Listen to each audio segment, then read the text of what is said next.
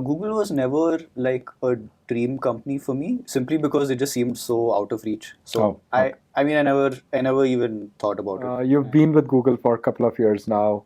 Would love to understand what are the three best things that you love about Google Uh, and so one interesting part is when you're underwater, and something if you're something happens with your equipment or something goes wrong, you're not allowed to like just swim up. I'm not a super ambitious person. I don't have any plan beyond a year, I would say. I normally just do the things I do the that you things I like. enjoy. Like I've always enjoyed math and science and working with technology. Hi everyone, yet another episode of Soham's Not So Famous Story. If you have not seen the episode, we'll leave a link in the comments and do watch this, where we spoke about his experiences, got to know about him as a person, what does he work on in Google, and Google is going to be the subject for this discussion. So, Soham is a software engineer with Google, have spent around 2 years. You are an engineer from VIT. Google is aspirational for a lot of software engineers who are there. This is like, for a lot of them, the definition of success. We would like to understand your experience. Was this always a dream company? What it takes to be here? So help us understanding your experience. Like, when did the journey start of interviewing with Google? What did you prepare, and how was the experience like Yep. for our users? So, yeah, just Yeah, so Google was never like a dream company for me, simply because it just seemed so out of reach. So oh, okay. I never even thought about it, Hmm. and I didn't even know they had a presence in Bangalore until like a few years back. Oh, okay. So yeah, uh, it was not a dream because I never really even thought Yeah. that I would go that So far. I love McLaren, but I don't even dream of owning a Yeah, McLaren. yeah, So, yeah. okay. So how I got started was again, like, I did not actively pursue it. One of my friends from my previous company actually referred me to Google Okay. without me knowing, and then Without you knowing. Okay. yeah, I mean, I think you most companies you get a referral bonus or Yeah, something. So yeah. I mean, yeah. Okay. So after some time, I just got a call from a recruiter saying, "Hey, this friend has referred you. Do you want to give an interview?" Hmm. And yeah, so I was like, oh, okay. I mean, I of course said yes, because I mean, it's Google, right? Yeah. Like, for engineers, Yeah. it's a great company to Mhm. join. So I said yes. Right after that, the recruiter was like, fine, we'll have your interview in maybe a month, so you can prepare. So you can prepare until then. And she sent me some preparation materials also. Okay. And I, like, for a month, I think I spent a few hours a week just Okay. preparing and doing I would sample think like, problems. what do they want me to do for a month? Like, I Yeah, would be exactly. thinking It like, seemed like a lot. yeah. So yeah, I just practiced a few problems, and it was mostly on data structures and algorithms. I think everyone who's preparing for technical interviews already knows that. So I prepared for a month, and then I came and I gave the interview, and then I failed. I didn't get it. Oh, the Yeah. first round, like, how Yeah, many did you give in the first attempt? Like, how many interviews? so I passed the first few rounds, and then one of the on-site rounds, they asked me some problems which I was just stumped on, Okay. and I very clearly didn't know that. So yeah, I didn't get through. Okay. So yeah, that's how it turned out the first time. So how hard did you prepare? Like, how was your preparation different from any other technical interview, or you just religiously followed what recruiter sent? Yeah, so I've not actually given that many interviews before. Oh, how many? Let's say How many companies have I been in? Gojek and McKinsey, Gojek, and Google. So okay. I gave one for McKinsey, I gave one for Gojek, and then I Oh, gave one so for. okay. So I was Awesome. not very experienced in interviewing. Interviewing. Okay. So yeah, I didn't get through, and yeah, I was pretty upset about that. I already knew. I mean, I already knew based on the round that it didn't go well. Cool. So first attempt you didn't make it, and how did you deal with it then? Like some people are devastated, they can't take failure. So how was your situation? Yeah, I mean, I wasn't that bummed out about it, honestly, because like I never planned to do it. Like, I just got a call from the recruiter, and they're like, okay, you have to give the interview now, and it was like a month. It was like a month gap, and then I prepared, and then I gave it. So it was fine. Like, there's some people who it's like their goal to get into a particular company, and then they study for like a year almost, and then so it wasn't like that for me. So I think the disappointment lasted for like a couple of days, and then and also the company which I was working at currently was really good, and I was really happy there. So it didn't bum me out as much. Okay. And then, like, was this Google dream shut down for a while? You were just continuing with Yeah, I like, mean, I wasn't that bummed out, but then I was like, okay, I'm not gonna give this interview again. okay, okay, So I never planned to like give another interview in Google. okay. But what happened was like a year later, I got a call from the recruiter again saying, hey, it's been a year. Do you want to give the interview Oh, so again? they themselves followed up, like Yeah. nothing triggered that. No, I think, yeah, I mean, I think they know that after a year, I think there's a year cooldown There's period, a and year then they cooldown period. contact you again. Okay. So So probably because some of the rounds went well and they don't want to miss out on a good candidate, they decided. yeah. Actually, yeah, I think they told me that because some of my rounds went well, they decided to give me another chance. So Nice. yeah, it It's was nice, right? Like it's very thoughtful. Doesn't happen in many places. yeah, it was pretty good. And yeah, but that time I was like, okay, I'm not going to prepare that much this time, and I think I prepared like for an hour per week for a couple of weeks only. Okay.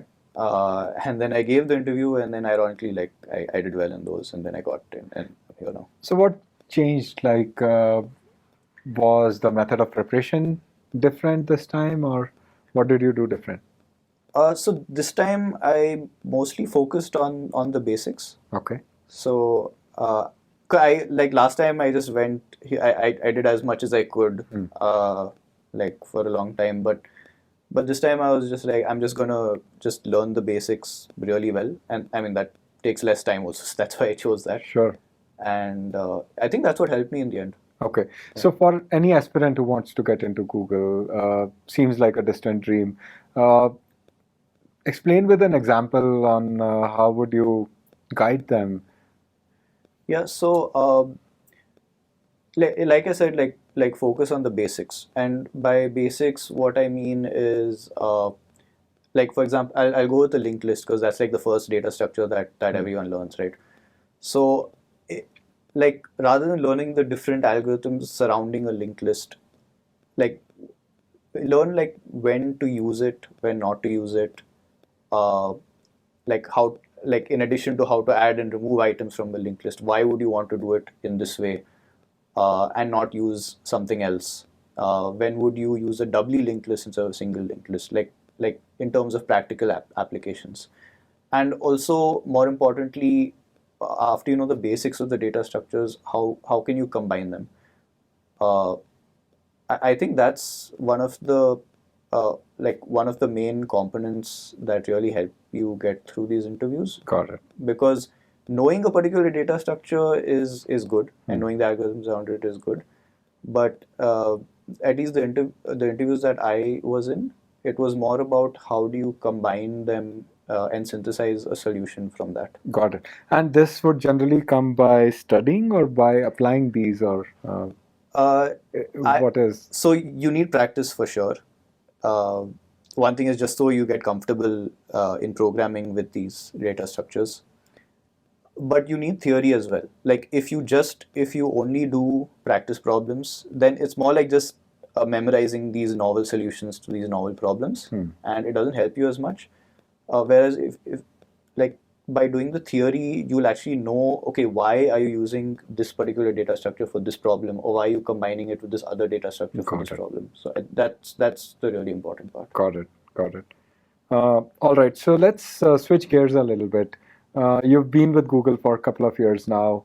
Would love to understand what are the three best things that you love about Google and that would act as an encouragement for our users, for our viewers Yep. to aspire higher.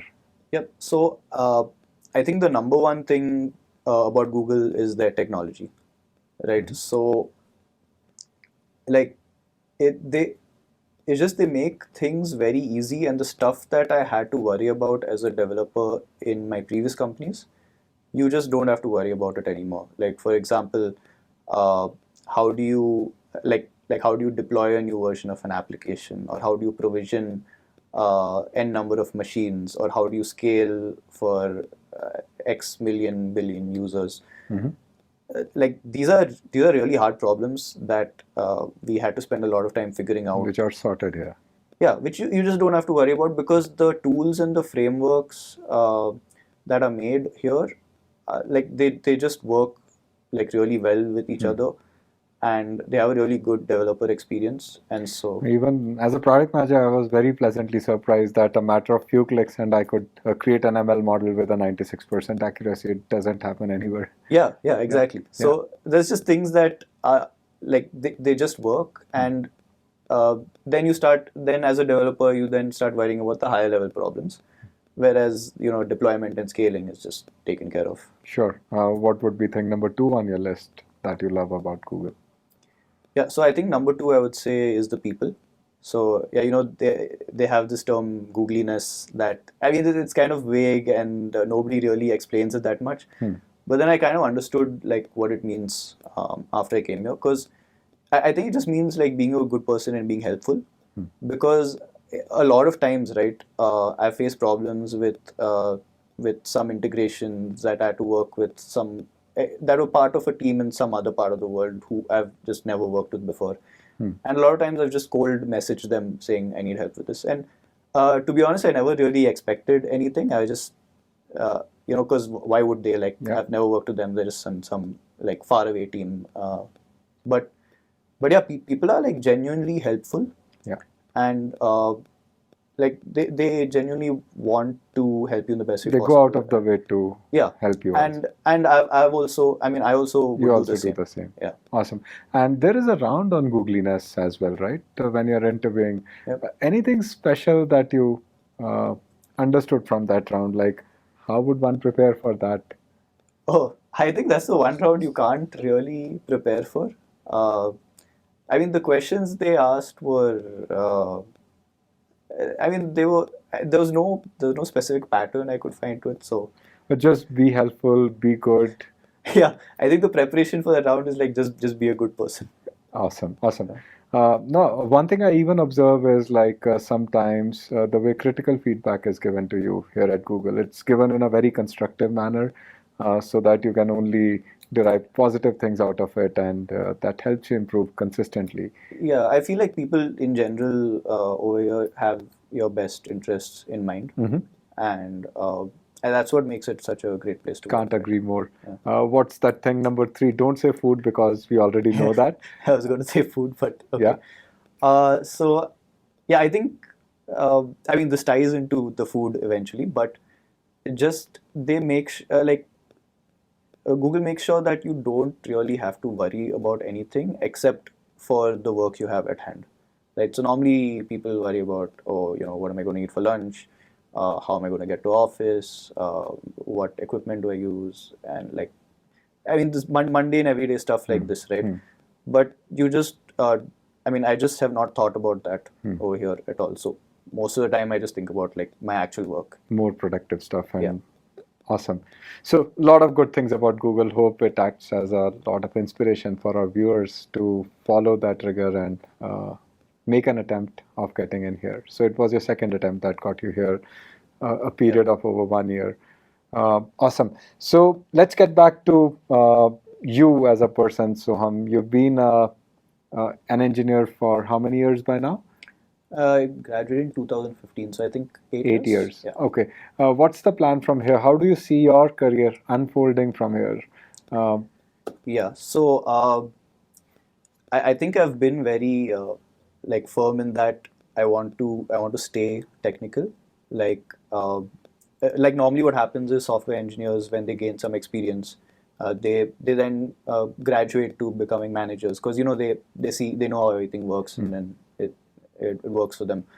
Uh, I actually tried that myself once as well, but I did not enjoy it that Okay. much. So I enjoy doing technical stuff way more. So that's something I feel I want to stick with.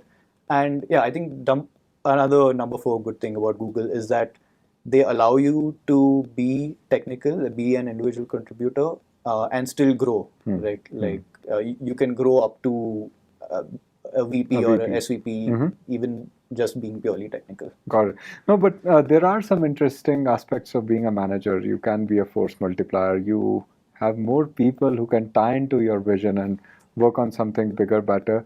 Uh, don't you think that makes sense? Yeah, I think there's a misconception that you know being an engineer, being an individual contributor, or being just an individual developer, you don't have to work with others and you can just do everything on your own. Uh, I think that's false. In all the companies I've worked with, even being a developer, you have to work with other people and you have to have those interpersonal skills. And it's just not possible to make a large application without working with more people. So uh, I definitely appreciate that. I think the difference is as a manager, there's a lot more responsibilities involved. Yeah, you don't want to approve expenses, approve uh, chuttis, and Yeah, any kind of tax that a manager has to pay, do appraisals of sorts. yeah. And actually, after I found out about all that, I appreciate the work that managers do so much more. Like, yeah, as you said, truly they're like a force multiplier. But yeah, I just enjoy being technical much more. So I feel like that's the direction I want to go in. So let's change gears again, Soham, a bit. Enough about Google, about work, your aspirations for your career ahead. Let's understand a little bit about how Soham is outside of work. Yeah. So, how do weekends look like? What do you love doing when you're not working? Yeah. So uh, outside of work, I mean, I think in the other episode I already talked about how I enjoy writing and creating content. Uh, that's something that's also one of my passions, which just keeps me going. But other than that, I feel like I'm a fairly I really I try to stay away from technology to a certain extent. So one of the things I really enjoy doing at home is like gardening and cooking. Oh, Like I love food. Like that is one thing like I'm really passionate about, and like I don't mind one thing I don't mind spending money on is like is food, like good ingredients, good food. So I like I live in like an apartment, but even then we have a couple of balconies which get really good sunlight. So I grow a few fruits and vegetables here and oh, there. like what? So I mean right now I think I have some tomatoes and Okay, chilies growing. nice. I got some like exotic tomato seeds. Oh, They're like those yellow tomatoes, pretty cool. And I also have these couple of fruit trees like mulberry oh, and bear. I don't know if you know bear. yeah, It's yeah, like a yeah. yeah. Interesting. So They grow in pots. yeah, yeah. Okay. This Yes. I live in an apartment, so Hmm, this is hmm, all like growing in hmm, pots. hmm, And of course, like it doesn't give you enough to eat hmm, every day, hmm. but then the taste you get from the vegetables you grow on your own is just so much better. One is of course because the feeling of achievement you get after growing it, because it Yeah. takes a lot of time.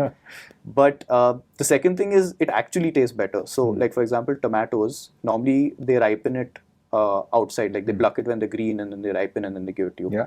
But if you have tomatoes that are ripened on the tree itself, they just taste much sweeter I'm sure. and much better. And this goes for Yeah. all other fruits I'm and sure. produce. I'm sure. Uh, what else? Tell us more. How do you spend time outside of home? What do you do for recreation, Yeah, so fitness? What?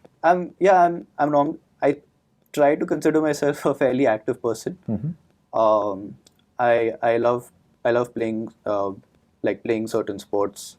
Uh, I love. I mean, I go to the gym occasionally, and for me, more than the physical aspect, I feel like it really helps you like disconnect and like just ground you to the real world again.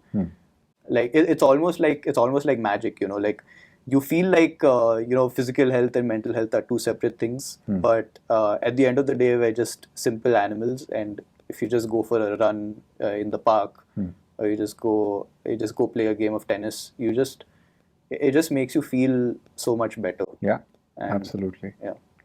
Uh, what's the craziest thing you have done so far that has given you that adrenaline?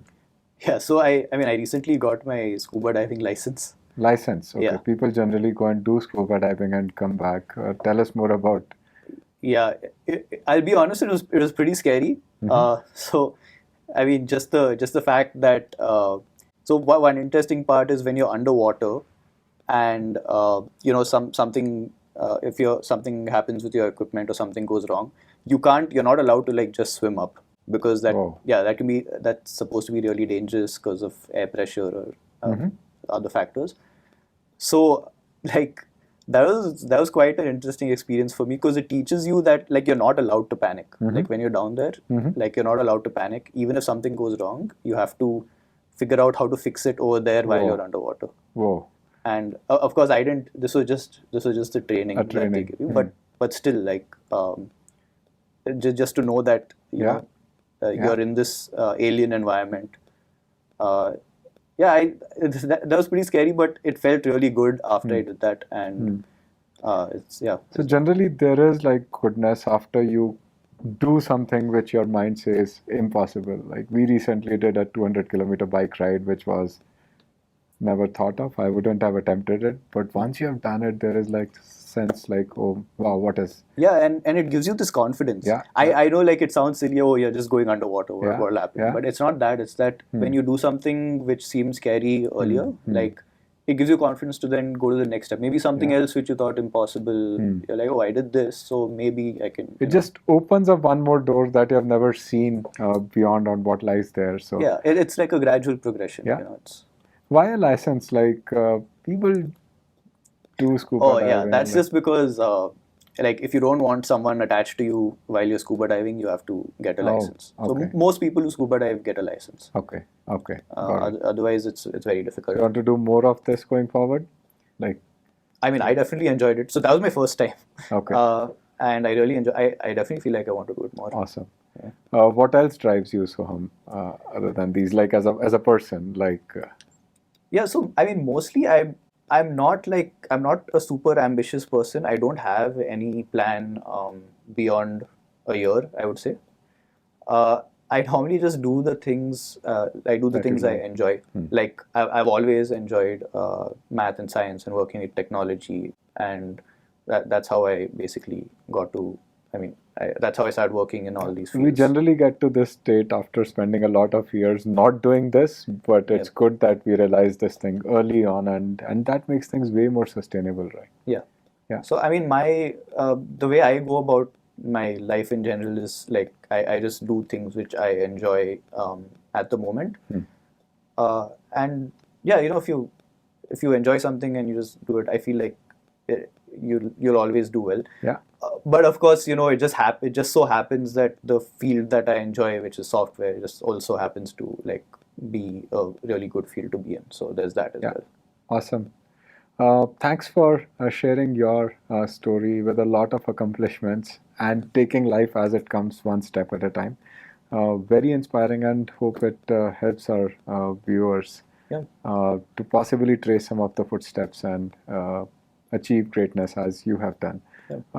We'll leave your LinkedIn contact details. They can reach out to you on LinkedIn, and also leave your blog and YouTube details so that people get furthermore learning and inspiration from you as a person. Yep. Thanks for having me. Thank And you. Thanks for listening to me as well, who was Yeah. watching. Bye. Bye.